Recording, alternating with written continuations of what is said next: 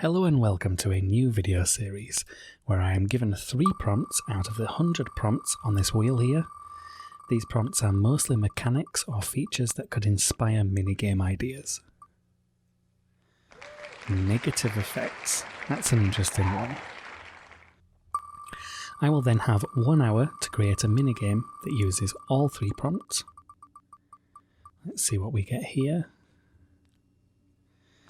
Putting things... Not a big fan of the phrasing of that one, but it's an interesting mechanic. Now I can also add in any other mechanics I like, but I must use the 3 prompts that I'm given. Any mob. Okay, so we've got negative effects, we've got putting things in holes, and we've got any mob. Now I'm going to start my 1 hour timer, and let's see what we can do. So I think we'll start noting down some ideas first. Now there's a lot of negative effects in the game, but I think I want to think about mobs that give negative effects first of all. We have Warden, so we could make some spooky games. We also have strays, so they shoot slowness arrows. Poisonous mobs as well, yeah. So any kind of poisonous mob. So there's a few options with mobs. I think that's probably the way we would want it to work. So for example, this would be darkness that we'd have, which is not my favourite mechanic if I'm completely honest, but I think it could still potentially work. And then we have strays, which give slowness. We could use potions as well for that. And then poisonous mobs. There's the Elder Guardian, but I don't think mining fatigue's a particularly fun game mechanic, so I'll write Wither down because I think Wither roses could be quite useful. I don't think Wither skeletons are a particularly interesting mob. They're a bit slow, although if you had slowness applied to the player, maybe that would work in some way. Of all the poisonous mobs, cave spiders are probably the easiest to design something around, because you can actually get a spawner and build the game that way. Do pufferfish? Yes, they do. Okay, so that could be quite interesting. Okay, sorry. That's... we can't be having that. So pufferfish, definitely an option. Wardens, potentially. But I think some kind of aquatic game. I mean, we could maybe have an underwater game where you can't see. Is that a little bit too cruel? That's maybe a little bit too cruel. Lastly, putting things in holes. So when I came up with this idea, I was thinking kind of how golf works, in a sense. So I don't know if you've seen Zedaf's golf game, where you put an armor stand into a hole. I also think it could be taken as like the player going through a hole, kind of like a dropper map, potentially. Or swimming through a hole, or flying through a hole, something like that. Or having to put items into holes. So maybe collect an item, put it into a goal, almost a sports sense. With these 3 categories, I think this is the goal. So this is the objective of the game. And maybe there are some challenges to get through to get to the point where you put a thing in a hole. Now, if you were to put a mob in a hole, is there any mob that would particularly work in this way? Yeah, I'm not too sure. Or potentially, it could be shooting things into a hole. So if you imagine we had, you know, a gap that you had to shoot through, a hole, that would make sense to me. Or like I say, the other suggestions are you would have a hole that you would either need to throw something into or actually go into as the player. So one thing that I'm thinking here is we could potentially combine these 2 things. When a warden does the laser beam attack, can't remember what it's called, the sonic boom, that's the one. So when the warden does the sonic boom, it causes the player to fly, right? A little bit. There's a bit of knockback, there's a bit of a projectile effect. So I'm wondering if we could potentially somehow make a Warden golf game in an hour. The player would have darkness, which is obviously a big feature of it. But I would also need to make it so that the Warden couldn't get to the player. So maybe, let's start thinking of things here. So maybe we've got an area where there's a Warden. Let's just pretend that guy's a Warden. And the Warden can move side to side here. But we could potentially have honey in the floor to prevent the Warden from jumping over. And what that would mean is the player would be able to get close, get the Warden to move side by side, but the Warden wouldn't be able to, physically attack the player. And if the player is in darkness, maybe the player has to kind of use sound or the particle effects and stuff like that to detect where the Warden is. And then we can imagine that there's like a platform here, and I want to jump at the point that the Warden hits me to then land in a golf goal. It might be better as a ring, perhaps. A ring rather than a hole to fall into. I think this is an idea worth trying. I think this is what we're going to do. So, let's have it face this way, because I don't know how far things are going to go.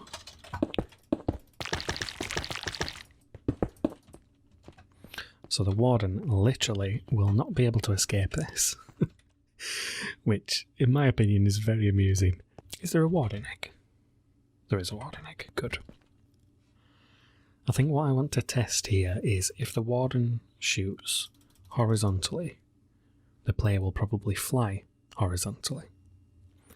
But if the Warden shoots, let's say there's a platform here, if the Warden shoots in this direction, will the player then fly in that direction? So we'll do a test. Probably going to need some of these. And, I'm the only thing that exists here. So we will place you in. You are so loud, my god. So now we will go into survival mode. We will make noise. We want you to laser beam, yes, you're angry. We've got the darkness effect. Technically, I would be able to move where the Warden is to change where I want to aim.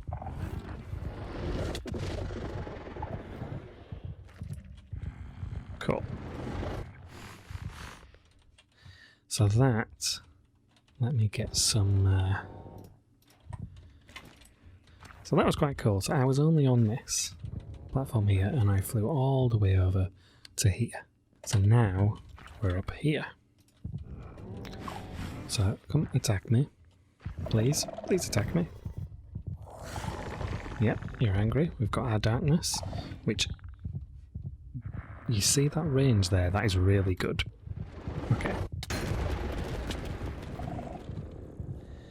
Interestingly, I didn't travel as far. Let's go again. Then once he starts to laser beam, I need to turn around and jump. Wow. That was much, much better. Okay, I think I need to test that a couple more times. I think this is quite a good platform to have here. Let's try it a bit further back. Oh, he's angry. I like that we can see where it is, and I do think I would want to move these platforms across so that you can kind of change where to aim. Wow. I ended up hitting the ground quite hard. So I wonder if this needs to be a game that's high up. So what I'm imagining here is you've got kind of the starting mechanism, so you'll have a warden over here, and then you'll have a platform where you can move side to side, change where the warden is, how far away it is, that kind of thing. I will probably have the platform be ice, because I'm guessing ice makes you go further if you stood on it, which we can test. We can test that. Then we will have some kind of buckets around here, things that you can land in. That is a disgusting sound. I don't know if that was made more disgusting because of the honey. We will have these buckets that we will land in, earn us points. I probably won't get round to hooking up any redstone to that or anything like that. But you know, somewhere once you land through the hole, again, the reason that I'm thinking of this mechanic is because we want to put things in holes. We are the thing. The holes will be down here, and then the warden will be launching us so that ideally we land in a hole and score points. And I'm wondering, because I like to have games that have good resetting mechanics, especially a game like this that you would probably want to, you know, trial and error over and over again. It might actually be best to not have totems. You just launch, fall through a hole, maybe trigger some kind of tripwire hook or something like that, and then when you land, you die, and you return back to the launching platform. And that way it's kind of like a quick cycle. You can get back to the game easily. I think that could work. So now what I'm going to do is I'm going to build up, and then I think for the platform we will go out to about here, and we'll use blue ice because technically that makes you launch further. Players will fall off this, now I'm thinking about it, with it being ice. But that's fine. And then what I think we'll do is we'll make it so that this is quite a big platform. So if players want to, you know, take a run up, jump, and then get launched, they can do. And I think what I'll do is we'll have red banners be not jumping at all. And then we'll have orange banners be jumping, maybe just while looking at the warden.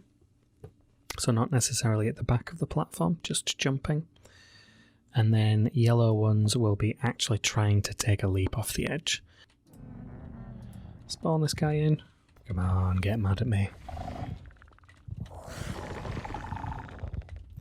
So he's mad.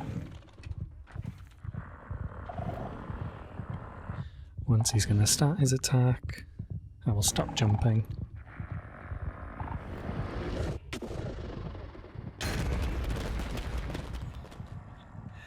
And then that goes there. Wow. Okay. I don't know the drop-off. You know, if we're thinking of doing buckets here that we land in, I don't know how. It's quite hard to tell when you've got the darkness effect. But I'll try and pay attention to it this time. And then I'm going to try and look forward and just pay attention to where the ice is. Come on. Okay. So that was quite consistent. And the drop-off was interesting because I could see the platform at my eye level for most of that. Now I think I want to do a sideways one. Do the laser. There we go. Okay. Okay. So even if we just consider not jumping, there's quite a range here, and we could actually have it be that the sideways buckets, or the diagonal buckets, are worth more points than the centre. Now, I'd like to try jumping, but still just looking at the guy. Okay, so that felt like a failed jump to me. We'll do another. Okay, that felt like a good jump. And that did get slightly further. Interesting. I want to leave it until the very last second to jump. Okay. I failed. Yeah, again. Makes sense. No jump. I should have put that down as red, technically. I will say, I am enjoying this. Which is a good sign for designing a game. You kind of want the core mechanic to be fun on its own, even without the challenge of actually aiming. Okay, I had jumped. So interestingly, jumping in the orange way doesn't really seem to help. So now I'm going to see him charge up, I'm going to jump off the platform this way, try and get as much speed as possible, and then we'll see what happens. And then the moment we see him charge up, turn around and jump off. The moment we see you charge up.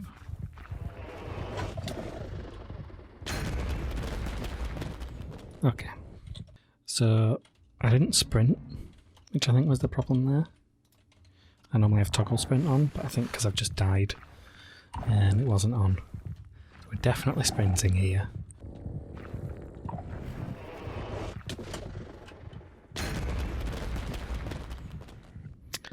Okay, so that worked. That is the best one yet. Not a great deal of variance though, is there? Between red and yellow. What, maybe less than 10 blocks? Give it another go.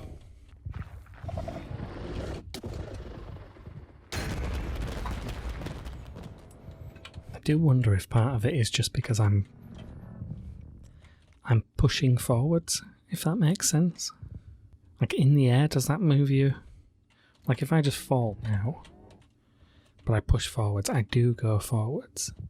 So I'm wondering if it's not actually the jump that is impacting the distance. So we'll do some more tests later where I launch and then I push forwards. But I do still want to see if jumping... It's a timing game and I'm struggling, which means it's not necessarily an easy mechanic. I do think the aiming might be more fun. You see how you lead in one side, wait for him to charge, and then you launch. I think that's probably the thing I would want to focus on. Yeah, you see, that was very similar to that. Let's do another one. Yeah, I think like when I aimed over there with that one, I think that was probably a more consistently interesting way of playing the game.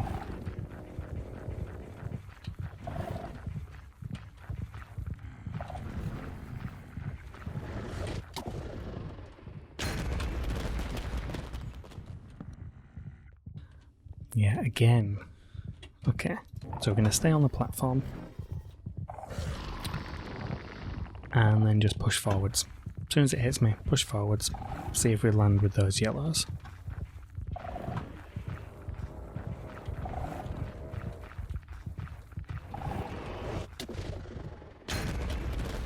Yeah, very close. So I think jumping doesn't help. But what I think I'll try now is I'm going to try not to go as far.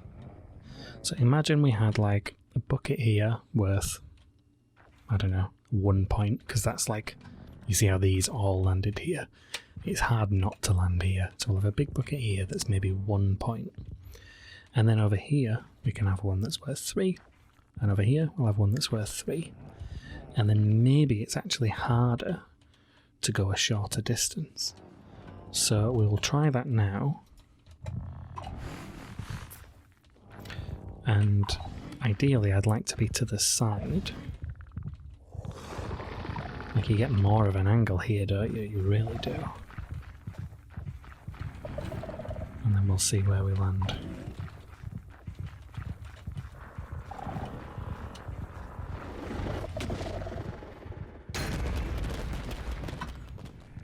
It's still kind of the same distance, isn't it, if you think of these? Let's try even closer. Let's see how far we launch if you see this. And we'll just stay here, I think. Stay nice and close.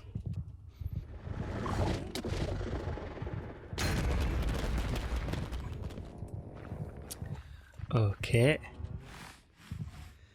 So that did actually work quite well. I wonder what happened there then. Was it just because I was far enough away? Yeah, I suppose if it's in the middle there and I'm over here, there's quite a bit of distance there, whereas I was right on top of it.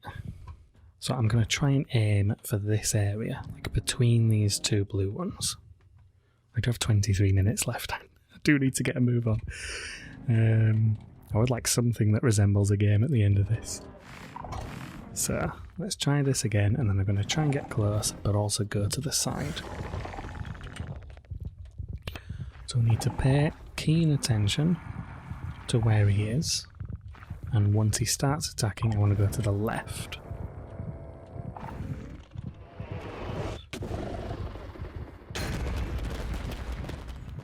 Okay, that wasn't bad. He's going to attack me again.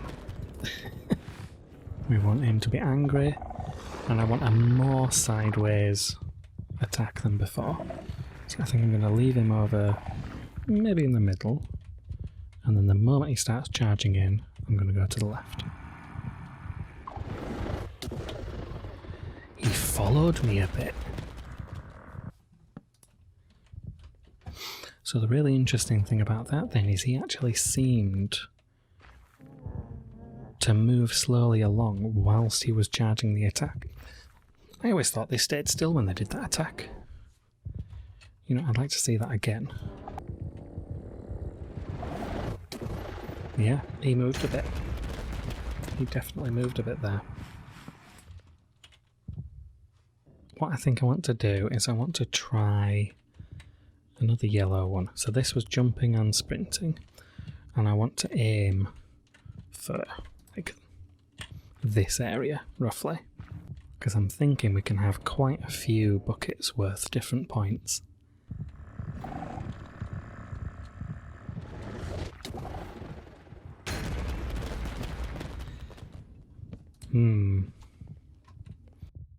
Almost. Now the interesting thing here is I couldn't see him. So let's try with some glass. And if my theory is about ice launching you further right, then that probably means that this will also prevent you from going as far. So we'll do one up close first to make sure that still works in a way that I like. Wow. The ice is important. Oh yeah, that's much better. Much better.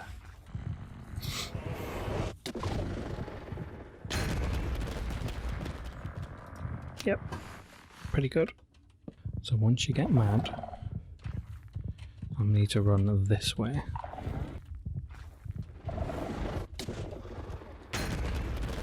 Okay. This is a hard game. This, whatever I've created here is not easy. You see, maybe I could kind of group those two together. Have one for all of these. Or maybe have this kind of common area not actually count.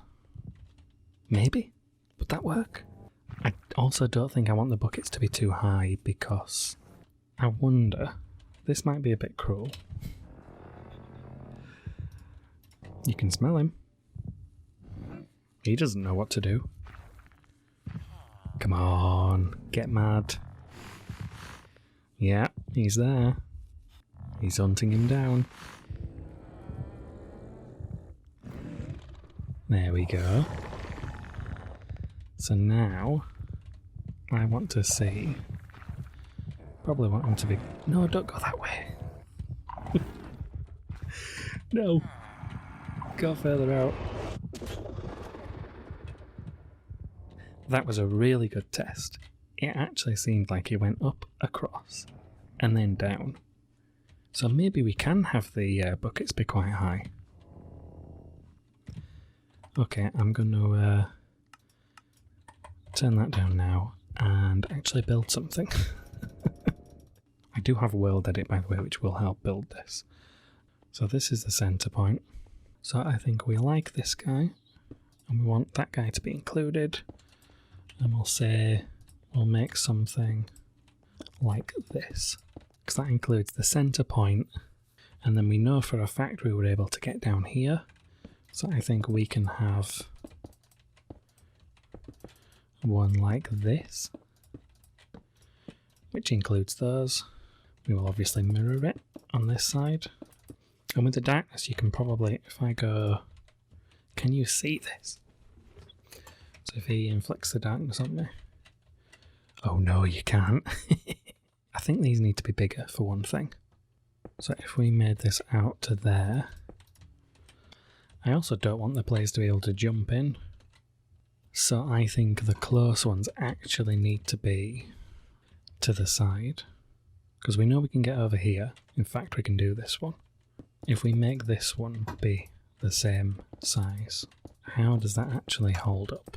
So that's not bad. You can't actually jump off into this if it's tall enough.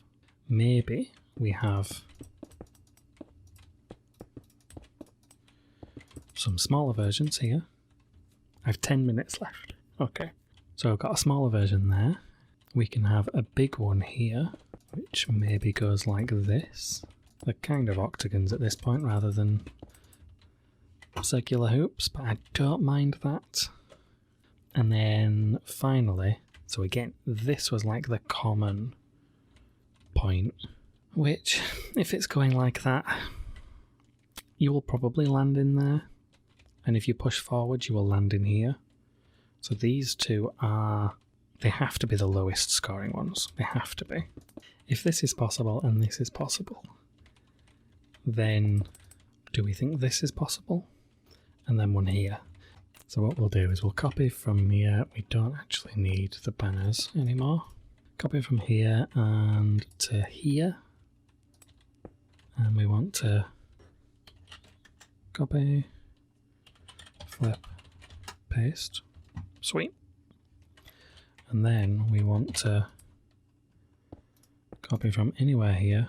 Let me just make sure this looks right. Yep. And now we will copy to here. And we will copy. And we will stack 10. I remembered a command. Okay. So now I need to test this very quickly. I think I'll probably change the colour of the tops as a way to like differentiate between them. We'll just aim for that far one.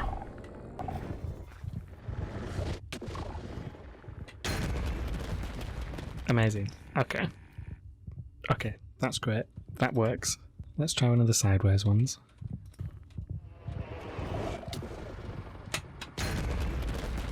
Okay. That worked. They are maybe too big. It might just feel easy for me because I've been testing it for nearly an hour.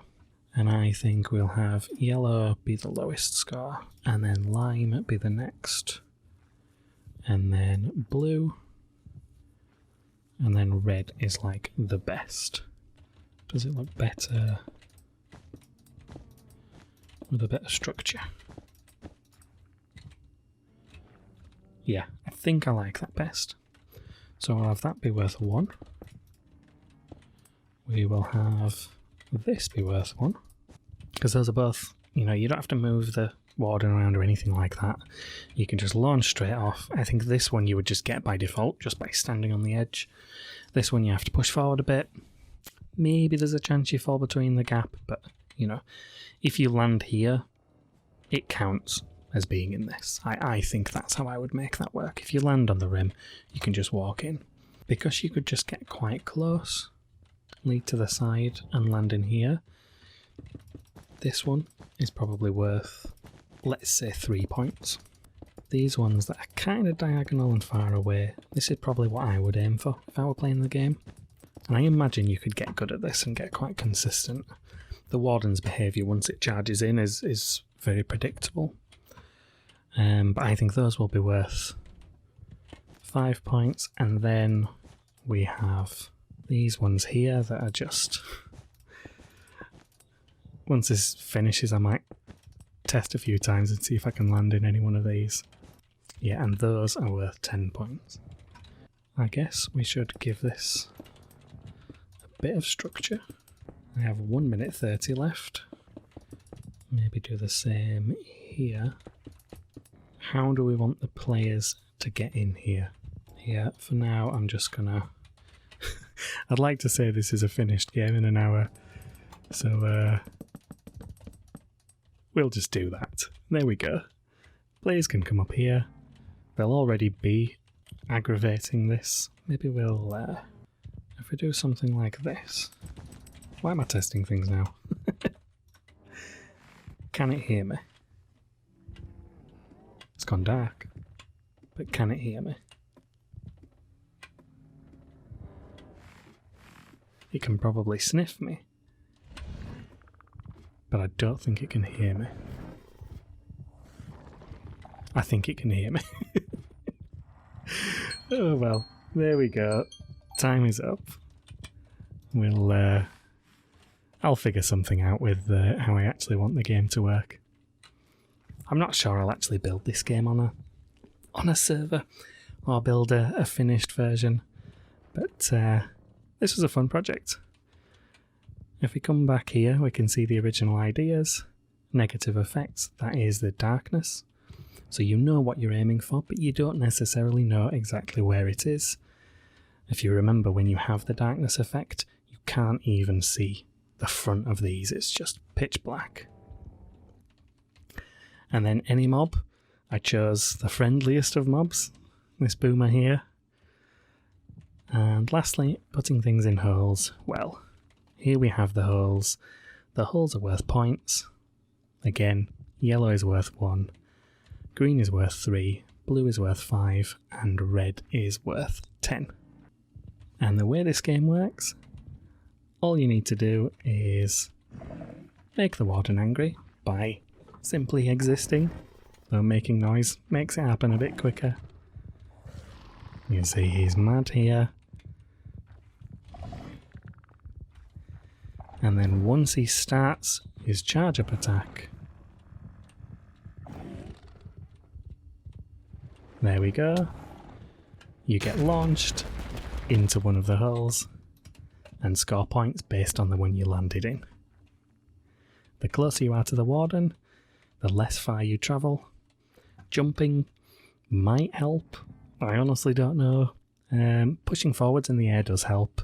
It can help you reach this one instead of this one, for example, and it's probably needed for these far too. I'd be very interested in if those are even possible, but I think they are. And that's it. Hopefully by the time the video comes out I've thought of a name of this game. But thanks very much for watching. This is a new concept for me and a style of recording that I've never really done before. It's probably a bit of a rough around the edges video, but if you liked it, let me know. If you've got any ideas for prompts, let me know. If you'd like to see more, please comment down below. And yeah, thanks for watching.